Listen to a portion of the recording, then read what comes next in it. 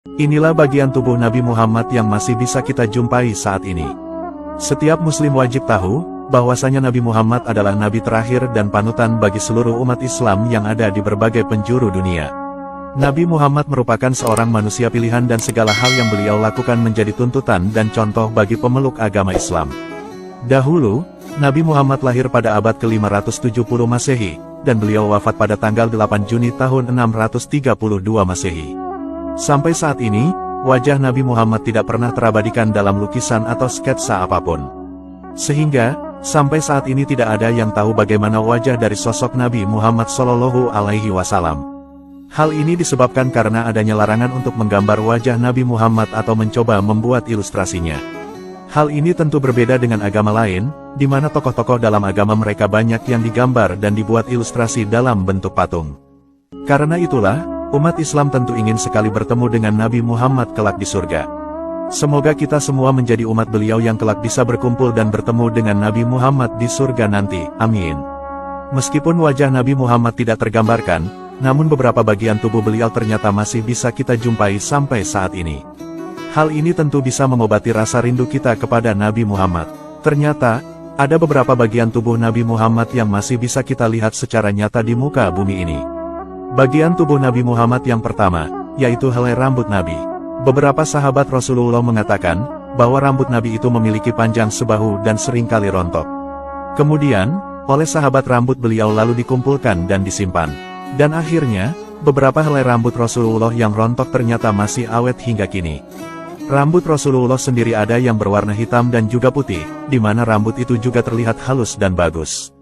Adapun bagian tubuh Nabi Muhammad yang kedua, yaitu gigi Rasulullah. Dahulu, Rasulullah pernah kehilangan 4 giginya saat peristiwa Perang Uhud. Dalam perang ini, Rasulullah kalah karena kurang bala pasukan dan banyak yang tertawan. Setelah perang usai, sayangnya hanya 2 gigi beliau yang ditemukan. Gigi ini kemudian dibersihkan dan disimpan. Gigi beliau masih awet hingga hari ini dan disimpan di Museum Topkapi Turki. Kebesaran Allah pada bagian-bagian tubuh Rasulullah membuat umat Islam semakin yakin akan kuasanya. Allah telah memberi Rasulullah kesempurnaan sebagai seorang manusia dan kebijaksanaan serta kemampuan untuk memimpin umatnya. Bila suatu saat Anda berjalan-jalan ke negara Turki, maka Anda bisa mengunjungi Museum Topkapi di kota Istanbul. Adapun tapak bagian tubuh Nabi Muhammad yang ketiga, yaitu cetakan telapak kaki. Dahulu, Rasulullah terkadang tidak menggunakan alas kaki ketika berjalan. Karena itulah telapak kaki beliau tercetak di beberapa tempat. Saat ini, ada satu cetakan telapak kaki Rasulullah yang masih tersimpan di Museum Topkapi Turki dan asli bahwa itu adalah benar dari telapak kaki Rasulullah. Adapun bagian tubuh Nabi Muhammad yang keempat, yaitu janggut Rasulullah. Rambut dari dagu beliau saat ini juga ada yang tersimpan di Museum Topkapi Turki. Janggut ini dahulu jatuh ketika Rasul mencukurnya, di mana Nabi Muhammad dan para sahabat pernah memiliki tukang cukur langganan yang bernama Salman. Dahulu, Nabi Muhammad juga suka memelihara janggut. Walau disunahkan untuk memelihara janggut, namun Rasulullah tidak membiarkan janggut di dagunya tumbuh tidak beraturan. Nabi senantiasa mencukur rambut janggutnya agar terlihat rapi. Oleh karenanya, janggut ini dahulu ada yang menyimpannya sehingga sekarang bisa kita saksikan bersama. Rasulullah Shallallahu Alaihi Wasallam adalah manusia yang sempurna. Keindahan perangainya berbanding lurus dengan keelokan fisik tubuhnya. Wajahnya sangat tampan melebihi ketampanan manusia manapun, bahkan meskipun dibandingkan dengan Nabi Yusuf sekalipun. Dahulu, Allah telah menganugerahi Nabi keindahan seutuhnya hingga tidak dibagi dengan yang lain. Berbeda dengan keindahan yang diberikan Allah untuk Nabi Yusuf, di mana beliau hanya menerima separuh keindahan dan separuh yang lain dibagi untuk makhluk di seluruh penjuru dunia. Dahulu, Nabi Muhammad memiliki perawakan yang sedang, tidak terlalu pendek, tidak pula terlampau tinggi. Selain itu, rambut ikal beliau bergelombang namun tidak keriting bergulung dan tidak pula lurus kaku. Selain itu, badan beliau gempal tidak terlampau gemuk dan dagunya tidak lancip. Nabi juga memiliki wajah tampan dengan bentuk yang agak bundar, dan merupakan seorang manusia yang paling tampan di antara manusia sejagat raya ini.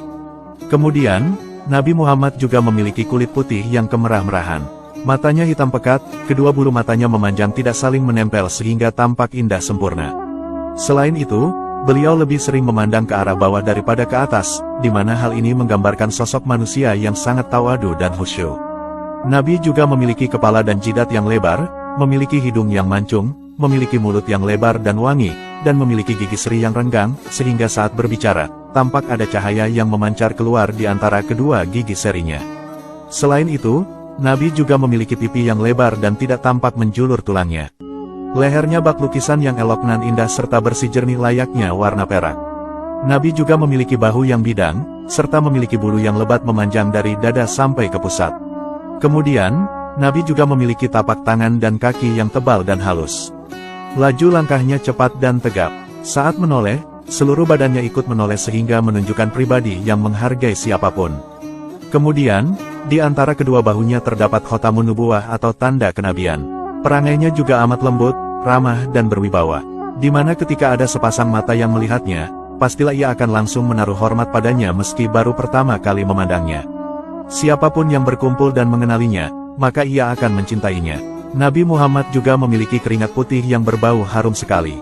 Bahkan saking wanginya, sampai-sampai Ummu Sulaim menjadikannya sebagai parfum. Semoga kita semua kelak bisa berkumpul dan memandang wajah mulia Nabi Muhammad di dalam surga nanti. Amin. Wallahu a'lamu bishawab.